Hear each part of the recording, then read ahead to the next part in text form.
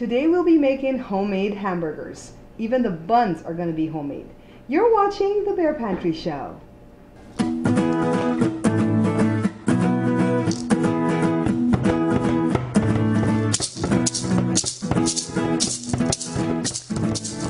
when I told you guys that we're going to be making these hamburgers from scratch, you probably didn't believe me, right?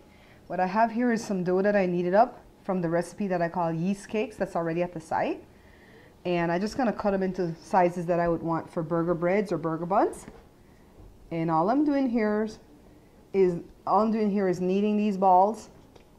You notice I don't need to flour my hand, right? Because I did the recipe to perfection based on what I have in the book. So all I'm doing is pretty much kneading that, flattening it out with my fingers to make it the size of a hamburger bread or a hamburger bun. That's how they call it here in America. And then I'm going to go ahead and set it aside on a greased baking sheet. So I got like this 2-pound tube of ground beef. And for hamburgers, I don't get the one that's too lean because I want it to have some flavor. So I'm just kind of separating it here in this bowl. And let me show you what all I'm going to put in my hamburgers. And of course, you could put anything that you want, okay? The first thing that I'm going to put is a little bit of garlic powder. Not garlic salt, but garlic powder. Remember, I don't use garlic salt because of the MSG that's in it, right? A little bit of salt. I don't want to put too much of that. A little bit of black pepper.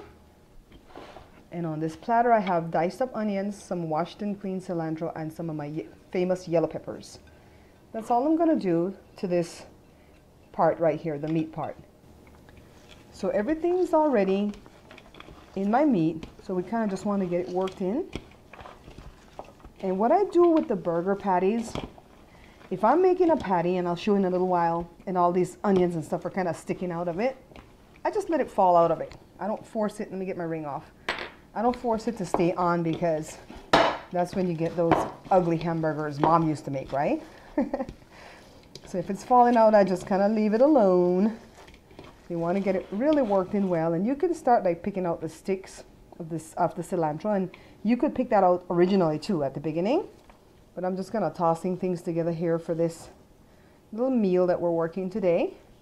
So we want to get a patty, and you want it to be kind of like the size. See, I'm going to pick that out and kind of poke those in there. You want it to be, and of course you can blend these things too to make it smoother, okay? But you kind of want it to be the same size of the bread. So this is all I'm going to do. Like I said, I'm only making 5 because there's only 5 of us. I'm having trouble with ants again, you guys. I'm going to have to go buy my baby powder to kill them naturally. Anyways, this is what you want to do, kind of flatten it. I've seen some people do burger and it's like thicker than this. I wouldn't advise it because then you're going to get those like rare type burgers. And in our household, the only people that like rare meat or medium rare is Jada. See, I'm getting an ad. Jada and Josh. The rest of us don't like it like that. So I'm going to make it a little bit flatter, see?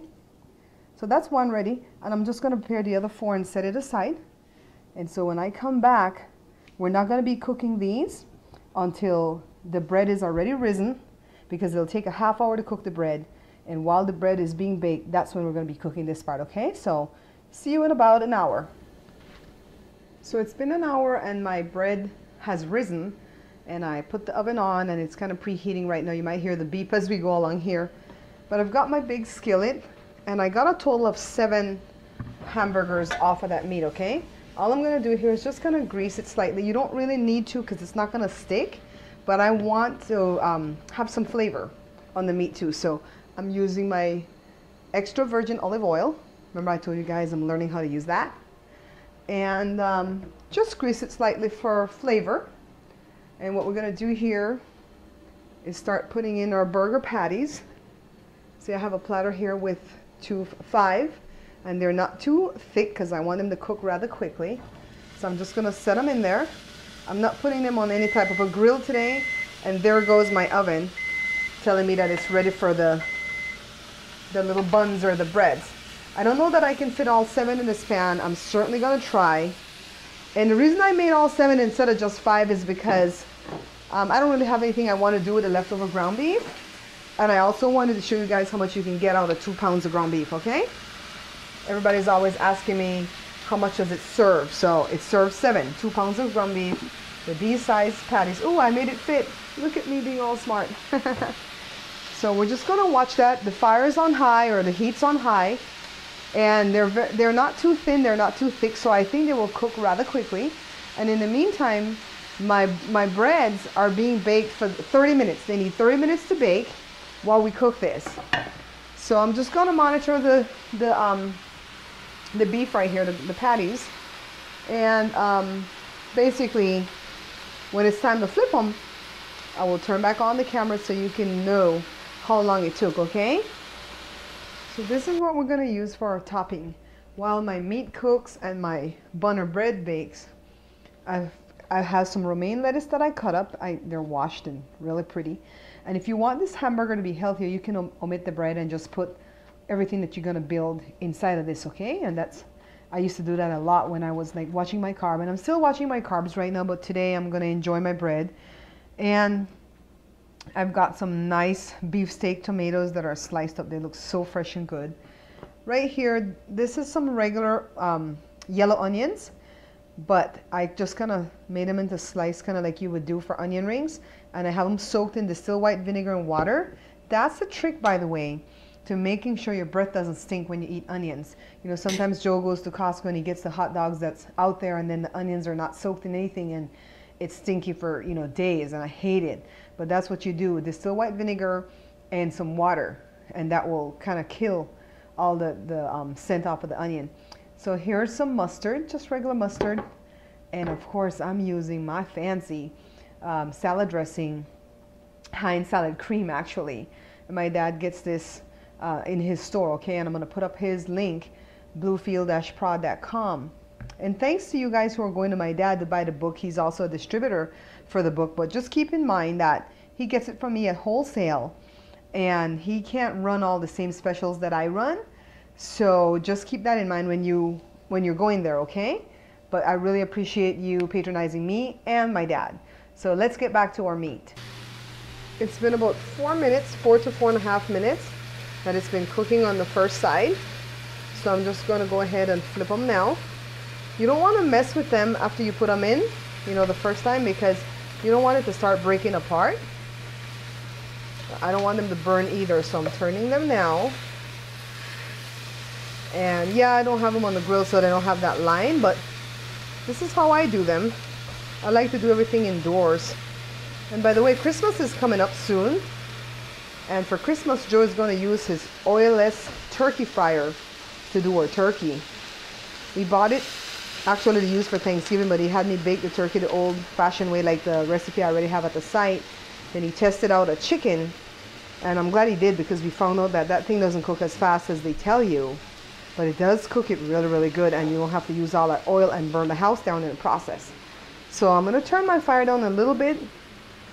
I have it like right between medium and low, because now I want it to cook through the meat without burning the other side. I don't want it to burn as we're going along, so I'm going to turn it down between low and medium. I'm going to take my little serving fork that has the 2 prongs, and I'm going to poke through it just to release anything that's in there. And like I said, Jada and Josh likes medium rare and medium well, and Joe and I love it pretty much well done or burnt, and Joy doesn't like beef at all. I think that boy's crazy. But anyways, here we are. He said he hates the smell of beef, by the way. He could not be on Atkins, so I'm glad he doesn't have a weight problem. My breads are baking, and I'm going to see if I can get the camera off the stand just to show you guys how much bread I got, what it looks like while it's baking in the oven. And also I'm going to get an avocado, and I'm going to slice it up because I want avocado in these burgers, okay? So there we go. See how many pieces of bread I got, how many loaves? And I made some small because I wanted to make some dinner rolls to give the neighbor. But anyways, I'm going to show you these when they're done. They're going to be so gorgeous. So here the meal is pretty much ready. We just have to assemble the burgers. I let the beef cook for about 10 to 12 minutes. After I flipped it the first time, within 4 or 5 minutes, I let it cook on the other side on very low heat. And I just kind of poked it with that serving fork, because when you poke it, you can see what's pouring out of it, if it's still red or if it's starting to get brown, right? That's how you know it's pretty much done if you don't like it rare. So here's my meat. Over here in this section right here, I got 7 patties. I've got the avocado, and like I said, I have all the toppings that I'm going to put on it. and the salad cream and the mustard. And let me go ahead and show you my buns or my breads. They're still warm from the oven. See, right here. Now these ones are gonna make a nice size with the burger patties. This is way too big right here. It's still hot. This is way too big right there. We don't want to get all greedy and eat huge. So you can cut that in smaller pieces later on for a breakfast or something. And these ones right here are more like dinner rolls, these little ones. So I would say this is another good one to make our hamburger, and another good one over there in the corner. So basically I have to wait for them to cool down, and then I'm going to go on ahead and assemble the burger, okay? Now let me go over here to show you this on the stove. See, those are some other little ones that I got. So I got quite a bit of bread or bun out of the batch that I made. I got 2, 4, 6, 8, 10, 12, 14, 16, 18. And if you make these breads according to the recipe for yeast cakes, you would make them small, so you would get about 21 when you're making them small. Like, let me show you, like this guy right here. See, if you're making them small like that guy right there, you should get like 21. But these are pretty big, so I'm already scoping out the ones. They're hot. I'm going to put them on the cooling rack in a little while. 1, 2, 3, 4, 5, 6. See, I'm moving them. They're hot. They smell so good. And I'll find another one to make 7 hamburgers. But there's only 5 of us, so we don't need, you know, the full 7. So see, isn't that pretty awesome? So in a few minutes, I'm going to be assembling the burgers. So this is the top part of the bread, and I'm just spreading some of the Heinz salad cream on it. And I know I don't have to show you guys how to do all this. I mean, make the burger how you want, put whatever dressing you want on it, right? I'm going to put a bunch of mustard because I love mustard. I want my whole bottom half covered with mustard. Jory hates mustard. And then I'm going to get one of my patties, put it there, piece of the romaine lettuce, and a nice slice of my tomato, a couple pieces of the onions. You know, I could be greedy and put more onions because I love onions. I'm going to put 1 piece of the avocado, and at this point, of course, you could put ketchup, and I probably will, but I just want to assemble this to show you how beautiful our hamburger is. You guys like it? Let me clean up my avocado fingers. So let me show you our finished product. Here's a different shot of it. Here's our beautiful homemade bread or bun. Remember to go to the site to see the recipe for that. It's called Yeast Cakes. They only take 1 hour to rise. And then here's the inside of our burger. Let me see if I can get a good thumbnail shot of it, right? Enjoy, you guys.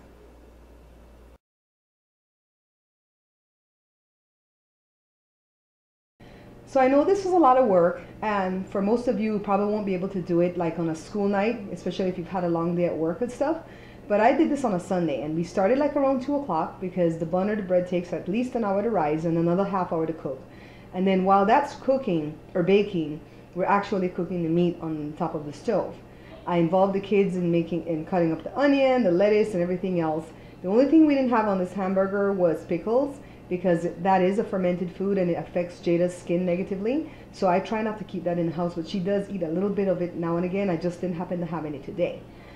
Now, if you want this burger to be a little bit more healthy, go ahead and delete the bread completely and use like romaine lettuce as the wrap. And I always try to make homemade burgers because the kids love hamburgers, but I don't want them to eat it at fast food restaurants, because I know they put a lot of things in there just to get you addicted so you could keep coming back for more. They'll even stoop so low as to put sugar inside the burger meat. Imagine that. But anyways, this came out lovely. We didn't do it with any fries because the bread was enough carb. We did it with a garden salad, but it was a wonderful meal for us this Sunday. And you know what? I have a little bit of news to share with you. I kicked Jada and Jory out when I was doing the show today because they were really getting on my last nerve. So they went to the mall in one of the neighboring cities next to where we live in Southern California. We live in a really small town about 50 or 60 miles outside of Los Angeles. Well, anyways, when they got to the mall, Jada was in Forever 21 with Jory, and somebody actually recognized her from the show. That's the first time after a year and some change that anybody has recognized any of us. And not even in my little town, outside of my little town, right? Well, Jada was she was embarrassed at first, but then she got excited because she knew that that would just put a smile on my face. The lady was very warm to her and very sweet. I wish that she had gotten her name. Jada didn't ask the name. She was so, flabbergasted and overwhelmed with the fact that somebody recognized her from the show that she didn't get her name. But the lady was very sweet. She said not only is she a viewer, but she's also a subscriber, and she also picks up my book. That's the stuff that I always thank you for at the end of the show, right? And I'm sure she's one of them that shares the show. So if you remember meeting Jada on a Sunday in December, go ahead and pass me a comment. And if you guys need to reach me by phone, my phone number, I have a toll-free number at my website. My website is www.bearpantryshow.com or thebearpantryshow.com. It only has 5 pages. It's very easy to navigate. I try not to make it difficult. And it has the store there with the 2 books, my weight loss book and the cookbook. And as we move ahead with other cookbooks, I'll let you know when they're there. Check it often because I'm trying to run sales as often as I can. Sometimes the sales are if you buy 2 of the cookbooks, you get the 3rd free. Sometimes if you buy 2, you get the second one half off. And I'm going to try to work another one. Sometimes the buttons are hard to navigate in PayPal, right? Or eJunkie. But I'm trying to navigate it to where I can do one where when you buy like 2 of the cookbooks, you can get like the weight loss book for free. You can pick which one.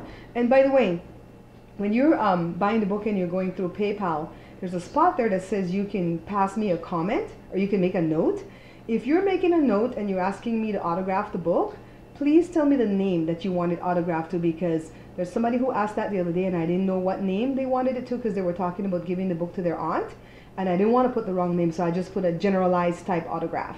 I feel very honored if you ask me to do that, and I don't ever take that for granted. So if you put a note in there for me to autograph the book, tell me the name that you want it autographed to. If you're buying more than one book, tell me the name for each book, okay? Thank you so much. And the lady in California who recognized Jada, give me a call. I have my toll-free number at the site, or pass me a comment. Let me know your name. I'd really love to get to know who you are. Thank you so much for watching, and until I see you again, take care.